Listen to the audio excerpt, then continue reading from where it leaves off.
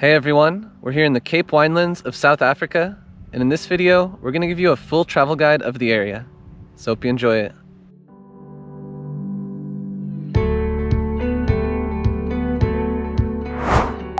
The Cape Winelands is a vast and breathtaking region that covers an area of around 22,000 square kilometers, or 8,500 square miles.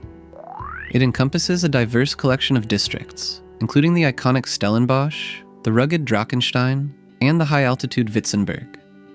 Moving further inland, it reaches the fertile Breede Valley and the scenic Langeberg region. While the winelands are immense, the historic towns of Stellenbosch, Franschhoek, and Paarl form the undisputed heart of the region. These three hubs form the bulk of South Africa's world-class wine tourism, boasting centuries-old estates and award-winning restaurants. In this video, we'll dive deeper into each of these iconic zones. But we'll also highlight the incredible parks and mountain passes that define the region's raw beauty and branch out to include a more hidden gem of Tulbagh, which offers a quieter charm away from the crowds. Now let's dive in. We are Zach and Ina. We make helpful videos about destinations around the world so you can easily plan your own adventures.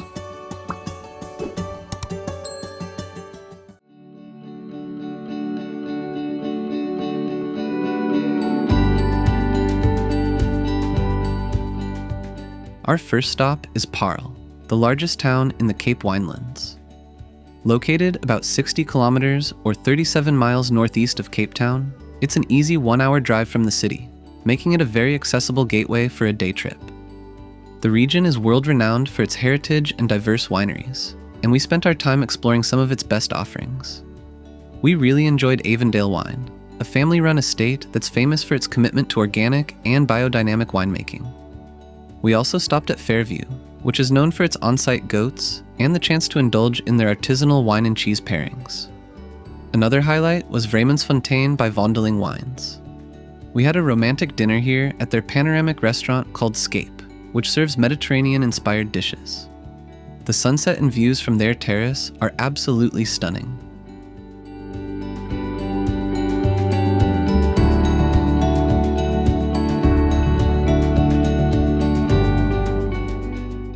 As for the town of Paarl itself, it doesn't quite have the same quaint charm as some of the other towns in the region.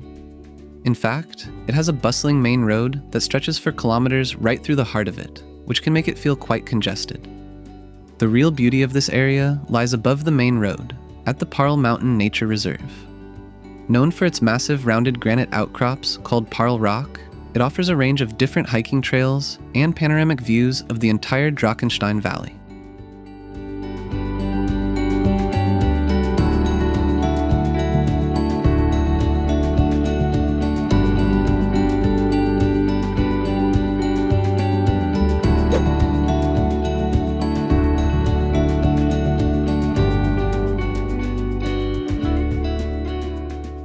If we had to give Paarl an identity, we'd say it's accessible, unpretentious, and family-friendly.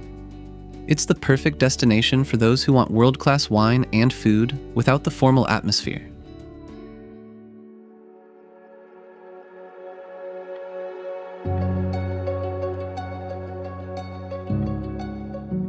Stellenbosch is the Wineland's historic crown jewel.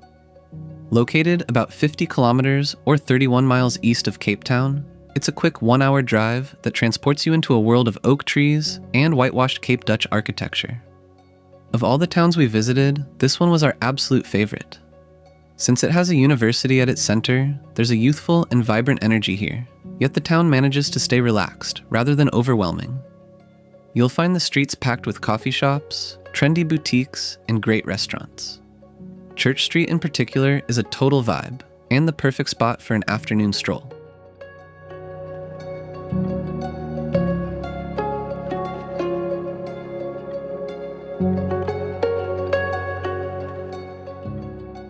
The wineries in this region are some of the most prestigious in South Africa, and we were blown away by the variety.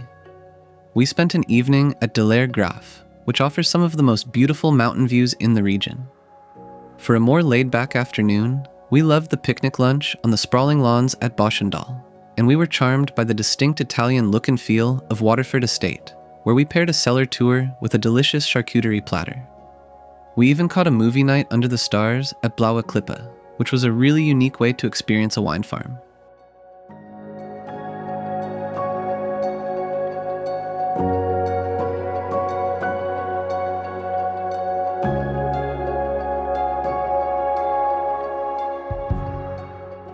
Another memorable winery was Murati. This place had a really authentic and historic feel to it. While we were there, we had the chance to interview the owner about what makes this specific region so special for winemaking. So behind you is the Simonsberg Mountain, which is magnificent and majestic. And the Simonsberg Mountain, the part where we are sort of northwest facing, that is ideal for producing good quality wine. Being at the foot of the mountain means that we are sitting here with millions of years of decomposed granite. So our soil is deep, it's rich, it's beautiful for vines. So if you come and taste here, our motto is every wine tells a story. So you taste the wine, it might be Martin Milk. So Martin Milk was my forefather, bought Murati in 1763. That's when the Milk family started here. And they farmed here for about 120 years. And there was a gap of about 115 years, and then my late father, Ronnie, brought it back again. And that's the reason why I try and use the history. And I mean, we live in a place which is really beautiful, and we want to keep it real. Yeah, thank you for the tour and for the time. If you're looking for a bit of activity outside of wine tasting, the nature surrounding Stellenbosch is spectacular. We hiked to the second cross directly above the university, which was a fun and short climb that gives you a bird's eye view of the town. If you're in search of the true nature highlight of the area, look no further than the Jonkershoek Nature Reserve. It's an outdoor playground for both hikers and mountain bikers. The panorama route is an absolute must-do for its sweeping vistas. But if you're short on time, the Swartsboskloof to Sosiskloof Trail offers a beautiful and manageable hike through the Fynbos.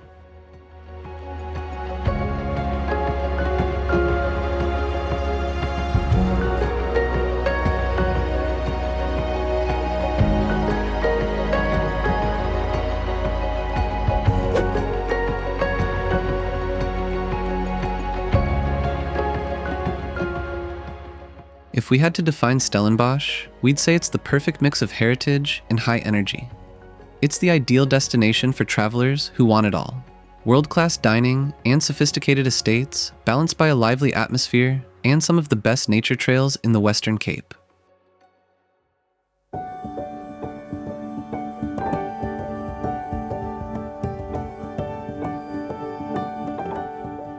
Franschhoek is located about 80 kilometers or 50 miles from Cape Town. Nestled in a narrow valley with towering mountains pressing in on both sides, it's the most scenic of all the wine regions, at least in our opinion. The town itself feels incredibly fancy and polished, yet it retains a very quaint, small-scale atmosphere that makes it feel much more intimate compared to its neighbors.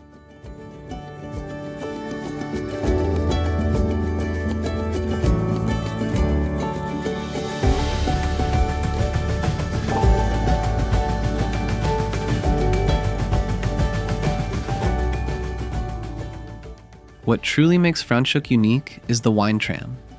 It's a brilliant hop-on hop-off experience that allows you to explore the valley without worrying about getting a designated driver. We've done both the blue and red lines, which offer an awesome mix of wining and dining. We had a great lunch at Rickety Bridge, and the tastings at both Ekehof and Passerine were highlights as well. The valley even holds a little personal connection, as we attended a friend's wedding at the beautiful estate of Dieudonné.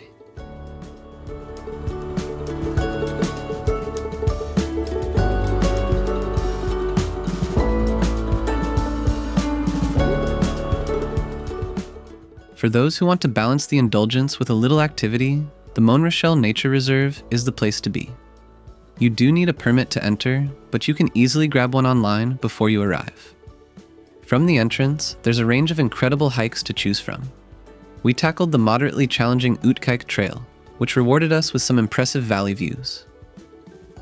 There was a recent fire in this area, as you can see, but Fynbos actually needs this to regrow. So in some time it will all be lush again.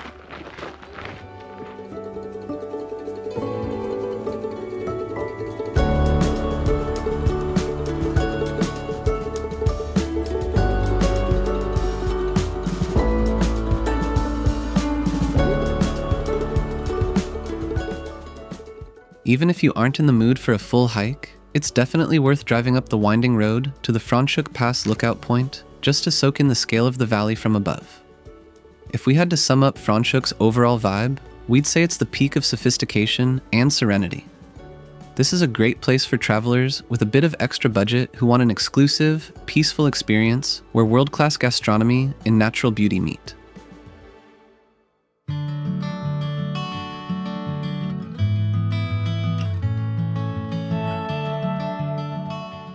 Finally, we're heading to Tulbagh, a Cape Winelands hidden gem.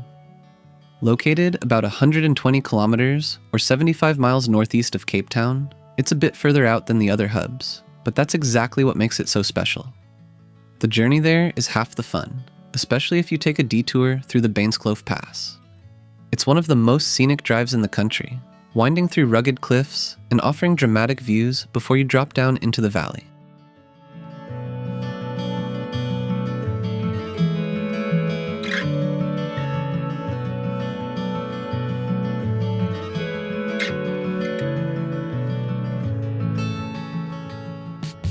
Tulbagh itself is nestled in a spectacular mountain bowl, which gives it a very secluded and intimate feel.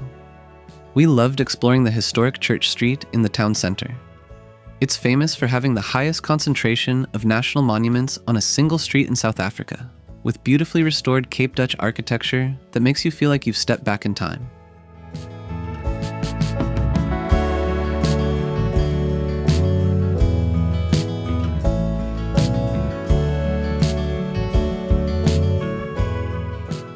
Even though it's a quieter region, the wine experiences here are top tier. We visited Sarensberg first, which has a fantastic natural setting next to a small pond. The tasting room is filled with impressive art pieces, and the estate is known for its award-winning Shiraz.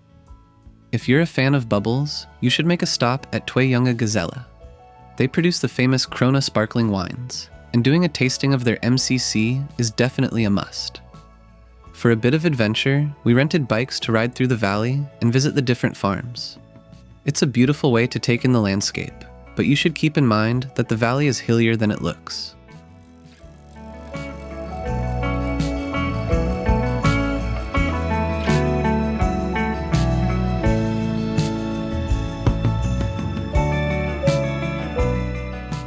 If we had to quickly define Tulbagh, we would sum it up as historic, secluded, and affordable.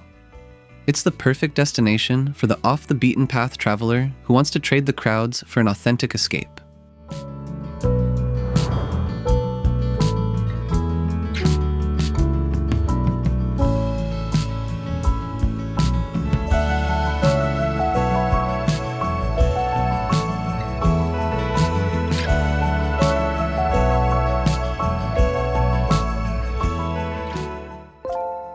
If you're traveling to South Africa and want to have the best experience, check out our comprehensive travel guide.